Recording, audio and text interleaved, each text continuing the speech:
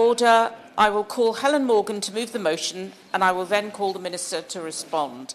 There will not be an opportunity for the member in charge to wind up, as is the convention, for a 30-minute debate. Order, order. Helen Morgan to move the motion. Thank you very much, Ms Vaz. I beg to move that this House has considered the Oswestry to Gobowen railway line. It's a pleasure to serve with you in the chair today, and it's a really important subject for constituents of mine in the lovely town of Oswestry and the nearby village of Gobowen. Oswestry has a population of approximately 17,000 people. It's the second largest town in Shropshire, and it's a town of huge importance to the border region, but really economic potential there is being stunted by poor public transport, which plagues the whole of Shropshire. If you live in Oswestry, you're forced to rely on a bus or car to get to Gobowen railway station just up the road and access connections to larger economic centres like Shrewsbury, Liverpool or Manchester. If you don't have a car and you work in Chester, you'll need to leave home by 7 a.m. to get to the office for 9 o'clock, a journey that takes about 45 minutes in a car. Travelling further afield and returning late, you'll need to get a taxi back from the station because the buses don't run outside regular hours. And that's if you can track down a taxi, which is another problem for another debate. Oswestry was once a proud railway town. The railway station was on the main line of the Cambrian Railway and at one stage housed the headquarters of the Cambrian Railway Company. Unfortunately, it was a victim of the beaching cut, and there's been no connection to the main line from Oswestry since 1966. That's why the news that the Restoring Your Railway Fund would be used to reopen the line between Gobowen and Oswestry was so well received locally. And that's why the news that the government wanted to scrap the funding without even examining the new business case has been such a huge disappointment. From healthcare to high streets to the environment and the economy, I can't overstate what a transformational impact the reopening of this line would have for our area. Poor public transport removes opportunity. It hinders young people, limiting their options for further and higher education and restricting their access to culture and leisure. In short, barriers to mobility are barriers to social mobility. During a recent visit to the job centre in Oswestry, the brilliant staff there told me the #1 barrier to people accessing work is poor public transport. Meanwhile, I've spoken to businesses in Oswestry who've reported real difficulties in recruiting. They need to be able to attract people who work from a much wider area than Oswestry itself, and not just those who have access to a private car. This means we're in the ridiculous situation where employers can't recruit and job seekers can't find jobs to match their skills, and both because of this same problem of poor public transport. If you take the outstanding orthopaedic hospital, the Robert Jones and Agnes Hunt Orthopaedic Hospital in near Gobowen, it's a hospital with such a fine reputation, it has no trouble attracting high quality of staff. But they do have a problem that they can't get people to and from their shifts early and late because there's no public transport. And if they don't have a car, that job won't work for them. Reopening the line includes a halt at the hospital. It would help swell the staff numbers at the hospital and ease access for patients, many of whom are elderly, don't have access to a car and have to rely on the goodwill of friends to get to appointments on time. The hospital is also a national resource. People come from across the country to access the excellent care there, including the Veterans Centre, and a railway access for them would be a huge bonus. And it's not just me who thinks that this is a great project. Feedback from the Department for Transport on the strategic outline business case acknowledged the importance of all of this, saying the following. Oswestry is the second largest employment area in Shropshire, and unemployment in Oswestry is higher than the average in Shropshire. Productivity, the ability to match jobs with labour across North Shropshire, is a particularly pertinent issue. The growth in vacancies has been significant in Oswestry and Gobowen in recent years, which is exacerbated by the low population density and ageing populations of these areas. Public transport is so important to this critical issue of productivity, of growth, and of matching jobs with people who want to do them. Would my honourable friend give way? I will give way. I thank my honourable friend for giving way. Does my honourable friend agree that there have been many railway reopenings in the last 20 years that have seen significantly higher use than expected, including the Ebworth Rail line, which received year 4 ridership by the end of year 1, Lark Hall in Scotland, 26% demand higher than forecast, and the Borders Railway seeing a doubling of demand in the first month compared to plan, and extra coaches and car parking needed? Well, I thank my honourable friend for his really good intervention, because it's true that we tend to underestimate the passenger numbers on these newly reopened lines, and the benefits are probably in excess of the business cases that have supported them. And I'm actually going to come on to a point about further developments on this line later on in my speech, so I'm very grateful to him for making that point. So public transport is critical to this issue of productivity, of growth, and of matching jobs to people who want to do them. And this line will be really important for job creation, for educational opportunities, and for economic growth in a rural area which has huge potential, but which is currently not meeting that potential. I think it will also be a huge boost to the regeneration of Oswestry's beautiful and historic town centre. Oswestry already boasts a large number of independent shops and a relatively low number of vacant units. It's got a really rich cultural history on the border of England and Wales, a large number of native Welsh speakers, and the town has the potential to really thrive in the future. The area surrounding the station itself is currently planned to become a transport hub for the town, and the listed station building is currently undergoing works to ensure it's structurally sound and fit for the future, but it will need tenants inside it. And a fully operating station has the potential to unlock private investment in that area, regenerate this important transport gateway to Oswestry, only a few minutes' walk from the centre of town, and provide crucial facilities such as public toilets and a cafe that would make connecting bus services into the rural area beyond much more viable. One of the big issues that local bus providers have with providing services in this area is that there isn't a public toilet for their drivers to use when they stop over, and it really hinders the ability for them to provide a decent bus service. If you live in Oswestry currently, you are largely dependent on your car. Linking local bus and rail services will reduce congestion, reduce emissions, and open a world of opportunity for those who are unable to access a car or drive one, whatever the reason. And it's not just me, as I said earlier, who thinks this reopening is a good idea. The DfT's own feedback to the strategic outline business case was extremely positive, saying it was a strong strategic case. The proposal aligns to various local plans over the past decade. The appraisal outputs presented in the economic case show that all options yield very high and financially positive value for money. Crucially, the project is expected to bring in more cash than it would cost to set up. This clear value for money is in stark contrast to the 3 other Restoring Your Railway schemes approved by the previous government last October, which were judged to offer poor value for money at best. It was this strong business case that persuaded the DfT to commit to funding it through to delivery. And coming on to my honourable friend's point, when the business case was put together, it didn't factor in the likelihood of the new Wrexham, Shropshire and Midlands Railway Company to provide a direct service on the line from Gobowen to London. If this service goes ahead, and I very much hope that it will, the benefits for Oswestry would be even greater. Now, of course, there has been some local opposition. Some people have argued that you could just run a shuttle bus, seemingly unaware that there already is one, but it hasn't worked. It doesn't run in the evening or early morning. It's frequently delayed by congestion on the A5, which you have to cross to get to the station, and sometimes it just doesn't turn up at all. It certainly won't unlock the economic regeneration of the transport hub in the centre of Oswestry that the rail reopening promises. It's also really expensive to travel by bus and train because you need 2 different tickets.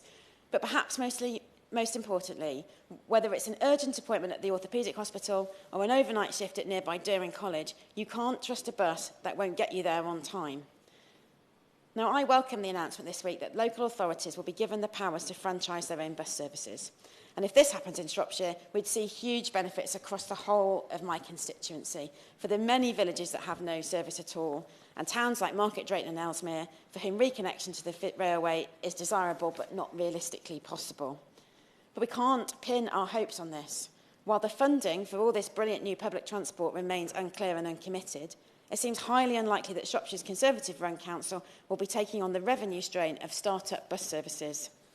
It's a council which is forecasting to balance its books by using up all its reserves this year, unless it can find a further 38 million of cuts, on top of 58 million last year and 30 million already delivered this year.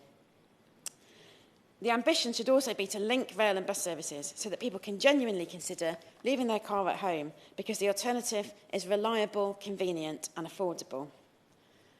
The Oswestry to Gobowen line uses a railway line that's already there, and while it obviously needs upgrading to be usable once more, the fact that it's not been built over has left space for a footpath or cycle path to go alongside. The benefits of active travel are well documented, and they could be exploited here as well if this scheme goes ahead. The whole project has a capital cost of between 5 and 15 million and ongoing operating costs of £196,000 per annum. It is forecast critically to be cash positive over the appraisal period. Local critics have also highlighted the potential disruption of crossing the A5, but it's important to emphasise that nobody is proposing to run a slow steam heritage train over a major level crossing. The proposal involves very little disruption and very many benefits. Indeed, it's difficult to see any justification for axing this project. The government has said it wants to grow the economy, improve education, clear NHS backlogs and clean up the environment.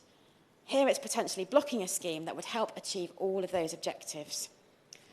Shropshire is one of the worst served counties in England for public transport, with only one bus route running on the Sunday in the whole of the county and the loss of more bus miles since 2015 than any other county in England. There's a huge barrier in place to really realising Shropshire's potential. This project would help to remove one of those barriers. It would enable local businesses to find quality candidates for the vacancies they can't currently fill. It would remove a huge barrier from those without a car seeking work beyond the boundaries of their immediate area. And it would enable young people and those wanting to develop new skills to access a far greater range of educational provision. It would unlock investment and regeneration in an important regional town centre. You can't regenerate growth, jobs, skills and investment if a town is isolated from the rest of its region. That's why the previous government promised to fund this project, and it's why the new government should too. I urge the Minister to come to Oswestry to see the wonderful potential of this historic market town and the additional value that the railway would bring to it, and to urgently reconsider the decision to move funding from this fantastic project. Thank you. The question is that this House has considered the Oswestry to Gobowen railway line. Minister Lillian Greenwood. Thank you, Ms Vaz. It's a real pleasure to serve under your chairmanship this afternoon. I want to begin by congratulating the Honourable Member for North Shropshire for securing today's debate on the Oswestry to Gobowen project, and thank her from the outset for the thoughtful and important points that she's made both today and in her previous campaigning work on this. And of course I've read the previous correspondence that she's had, both with my colleague, the Honourable, the Noble Lord, who's the Minister for Rail, and indeed with previous ministers in the department. In particular, I understand the argument she makes about the problems with connectivity between Oswestry and Gobowen, particularly for those who have no access to private vehicles or who don't wish to drive. I really appreciate the importance of good public transport connections in the area, including to the Robert Jones and Agnes Hunt Orthopaedic Hospital for patients, for staff, for visitors, and both for the local area and for those who are travelling from further afield. We want to ensure that people can access those public services that they need, and that they shouldn't have to need private transport in order to do so. My department is committed to putting transport at the heart of mission-driven government. We aim to support economic growth by transforming infrastructure to work for the whole country and improving connectivity to, as she said, promote social mobility and indeed tackle regional equality, particularly in terms of access to healthcare, jobs and homes. And I think the Honourable Member described the difficulties that her constituents face reaching the places where they can obtain opportunities for work, wider opportunities for study and education, and indeed enjoy leisure and culture activities. This is why transport is so important, because of those opportunities that it opens up for people and improves their well-being. However, as my right honourable friend, the Chancellor, set out in her speech to the House on the 29th of July, the government has been forced to address the economic inheritance that we've been left by the last government, which includes that £22 billion black hole in the country's finances this year alone. And that includes £2.9 billion of transport projects that were committed to, despite the last government knowing full well that they were unaffordable. And I completely understand that the announcement of the difficult decision to close the Restoring Your Railway programme has caused disappointment, and I can assure the honourable member that that decision was not taken lightly. Now, as the Chancellor set out, individual Restoring Your Railway projects will be considered as part of preparations for the spending review and wider spending decisions for the department. But as she will know from her correspondence with my noble friend, the Minister of State for Rail, it won't be possible for all transport projects, particularly those not yet in delivery, to continue. And I'm afraid that that is the difficult reality of the position we find ourselves in, and I wish that it was not so. The Restoring Your Railway programme attracted considerable interest when it was launched by the last government in January 2020, and the Department for Transport received over 140 individual applications for funding to help to support the development of early stage business cases. And I think, I recognise the point made by the Honourable Member for Didcot and Wantage that new services can be very popular and successful. There is a real appetite in communities up and down the country for new public transport services in order to better connect people to the places that they want and need to go. At the close of the final funding round in September 2021, the programme was heavily oversubscribed. In the case of the Oswestry to Gobowen project, the previous government announced under their Network North initiative that the project would proceed to delivery, subject to successful business cases.